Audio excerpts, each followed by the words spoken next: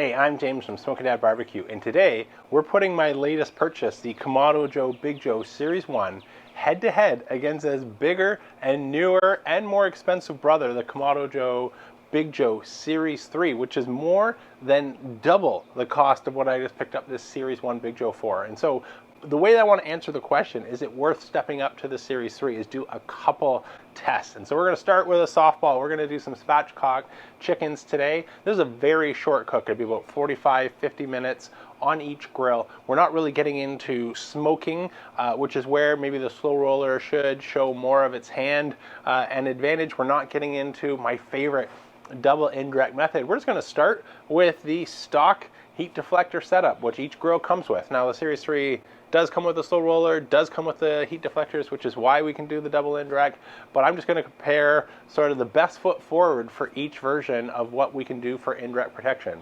So we're going to fire up the Series 1, use the heat deflector plates like always in a Series 1, Series 2 grill, and then for the Series 3 we're going to use the SloRoller, but no other assistance here of the double indirect method. Because what I really want to answer in test 1 is just how much of a difference does the SloRoller make. This is a big selling feature on the website in terms of why you should get the Series 3, and honestly it's what pulled me from Team Green to Team Red many years ago now, as just reading how a Harvard class changed barbecue. I saw it, I believe it, and I have to have it. Now with years under the belt, I definitely can appreciate the SloRoller. There's a lot of things that it does really well, and a lot of things, depending on how we use it, it can be more difficult to decipher, discern the difference, other than maybe, you know, prints better smoke ring for sure. You get nice even heat distribution. I've measured all four corners of the grill within 1 degree of one another.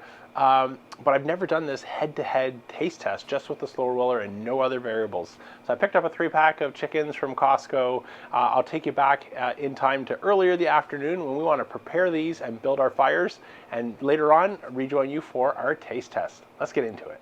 Okay, we've got our Big Joe Series 1 cleared out. I've got a little bit of charcoal left, but I think we're going to need a touch more, so let's add a bit more Fogo.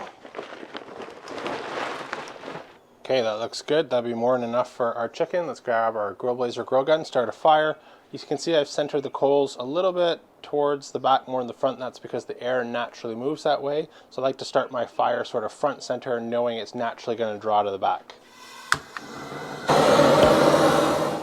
I'm going to drop in the accessory rack on the low tier, and then put our deflectors in a pizza pie configuration, just so that heat continue to come up and make sure that our dome is preheating equally. Bottom vents all the way open, top vents all the way open. Okay, same thing on our Big Joe Series 3. It's already cleaned out. The only difference you can tell here if you're new to the two series is you can see from this point, the only difference is the charcoal basket. So we're going to cover up that little bit of remaining charcoal with a few more pieces of Fogo, and again with our grill blazer grill gun.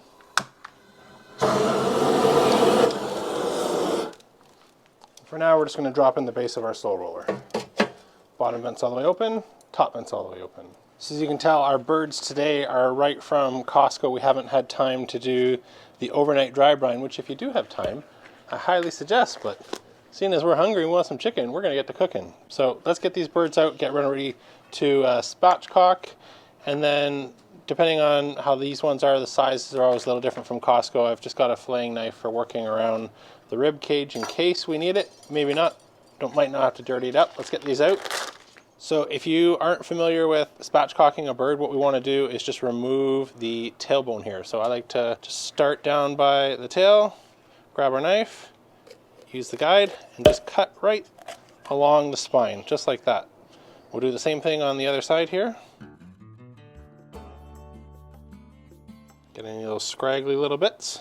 And so now we've done the first part of spatchcocking. So there's a couple things you can do and I like to do. So one is we want to break the breastbone, which is right here. That's stopping it from laying flat. So when we lay it down, it still wants to sit up as if it had its spine in it. So you can, with your knife, just nick that bone, or you can flip your chicken, grab underneath and just press down. And it snaps right away. So now our bird will lay nice and flat. What that also does, as you can see, is it started to push this centerpiece of cartilage up. And so this is what I like to remove so we can slice right down the middle. Let's see if I can work at it with my chef. And I know I don't have a good angle here, but I'm just tracing along this cartilage, which is releasing the flesh from it so that we can pull it out without puncturing the skin going through on the other side. So trace right around, and then I can come underneath, release, and see if that's good enough now that if I just give it a pull, there we go. This one broke, but came right out. Clean up any lingering bits here.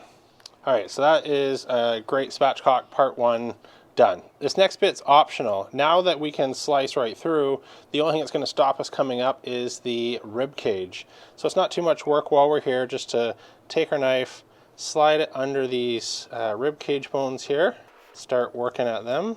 And even just with your hands, you can get a sense of where they are. You lift up, where to guide your knife. So now that I've removed that bottom part, I can pull back a little bit, see where else I need to work. So right up here and along the bottom. There we go. Got the rib cage out on that side. Let's do the same thing on this side.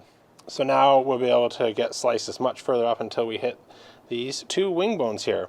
So the only thing I'll do is just clean up the bottom here a little bit. If there's any more scraggly bits or loose skin, that'll just burn. Won't cook evenly. And I think this is pretty good. Let's do the next one.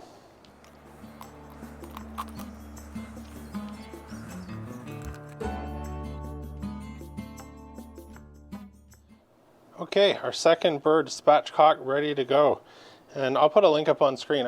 The link is automatic if you want, but one of the reasons I love my Dow Strong knives, I've actually never even sharpened this one. It's exactly the same from the factory.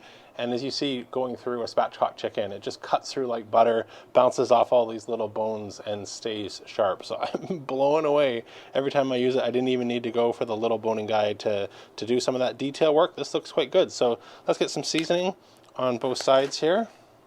Both of our birds. Didn't do the overnight dry brine, and I've got a bunch of rubs I need to use up since I keep making my own, so I'm going for some Lane's Sweet Heat Garlic today. Okay, that looks good. I'll do the other one up. I'll meet you over there. Okay, our grill is up to temperature. When I touch the dome, even though it's just 400, that's hot. I don't want to keep my hands there. So we've got our dome nice and heat soaked, so it'll be time to start adjusting our vents. Might as well actually close this, leave it all the way open right now. And what we want to do first is push our heat deflector plates together and then drop in our 2 cooking grids. We'll put the bottom vent down to 1 finger, and the top I'm going to leave the daisy wheel all the way open, plus about a finger's width on top. Let that stabilize, looking for anywhere between about 425, 450 degrees. Okay, second verse on our Big Joe Series 3. It feels equally as hot, also reading 400 degrees. So we'll close our control tower top, leave it on the 4th line for now. Drop in the top of our SloRoller, divide and conquer rack, and our 2 cooking grids. Bottom door down to 1 finger, and we'll leave the control tower top just like that for now. Okay, we're at about 400 on each grill, so let's get these on. Just slide a meter probe in the white meat on each bird, right through the breast like so. On we go, in the center. And into the breast, same spot. Let those cook.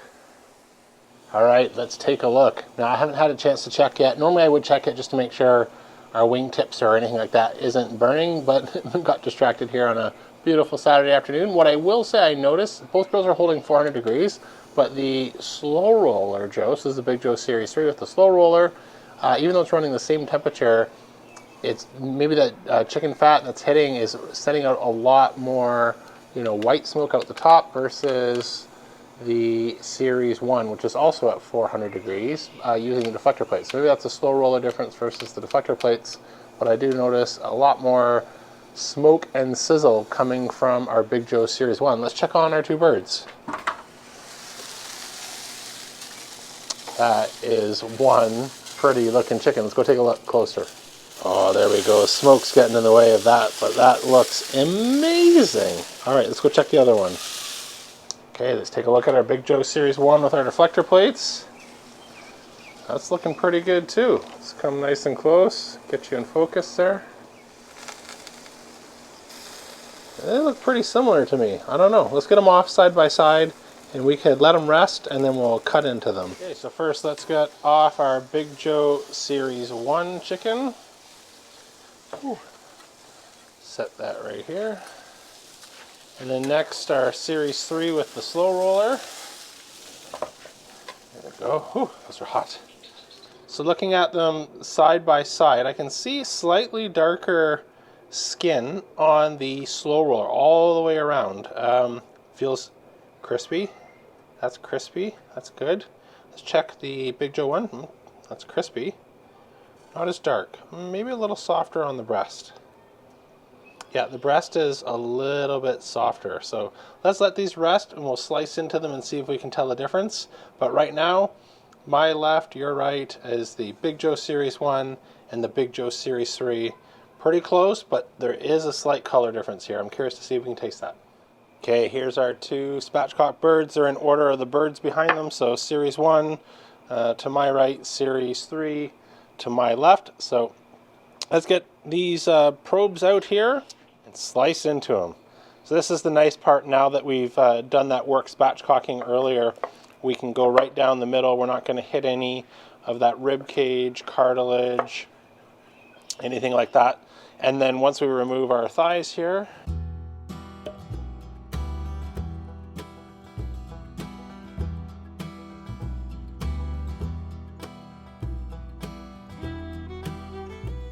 so again, so far there's not much between these two other than maybe slightly darker color on the Series 3. Let's get a couple sample pieces here out of our breast. And this is where if you do remove the rib cage, it pays dividends since we can just run a slice, get a slice, and just keep working our way all the way up. Won't do too many so I don't end up mixing which pile is from what bird. Do a few on our Series 3. Okay, let's dig in for our taste test. Now obviously, not blind, the family's out doing some chores today. Let me tell you what we can find out here. Starting with the Series 3 and the SloRoller. Juicy.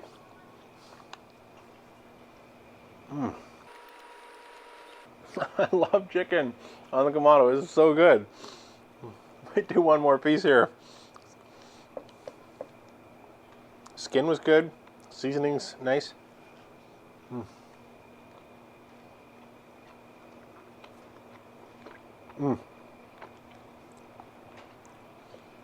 Juicy, crispy skin. That's the breast. We haven't even got to the dark yet. That's perfect. Let's move over to Series 1. It's a high bar. Let's see what it can do. Cheers.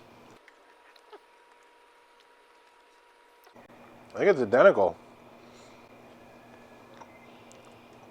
Let's try second piece just like I did before.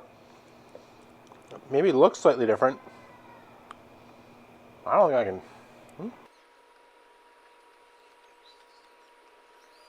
You know what? On that piece I can tell. I'm going to do one more here. I think the skin is different. Look, this is a little bit not rendered as well on top. So this one is giving a little bit more of a deep fried texture. And this is nearly there. It was almost perfect. But I think it's not quite keeping up. One more. It's still really good. So what are we taking away here? So we are going to do next, the next video will be double indirect, where we're going to throw everything at it and do a longer slow cook to see if the SloRoller and double indirect versus no SloRoller and the heat deflectors make any difference here. But on chicken, we want low smoke, so we're just going with natural lump charcoal for today's smoke, no other smoking wood, and a nice clean hot fire. And so the claim is that the SloRoller moves air 20 times more than without it, and that's really hard to tell, especially even on low and slow smokes, because I've done some other head-to-heads without it or versus other grills even, and there it's really difficult to tell. But I think on chicken it shines, so that maybe the 20 times more circulation, for whatever reason, The Series 3 is maybe the fat hitting the slow roller is rendering off differently than the deflector plates. Both grills were running exactly at 400 degrees. Both chickens were the same internal temperature, and both finished at the exact same time. So it didn't cook any different, didn't cook quicker. The meat does not taste any different, but I think that skin on the slow roller is going to get the advantage here because it's got a little bit more crisp and deep fried texture to it. But that is about it.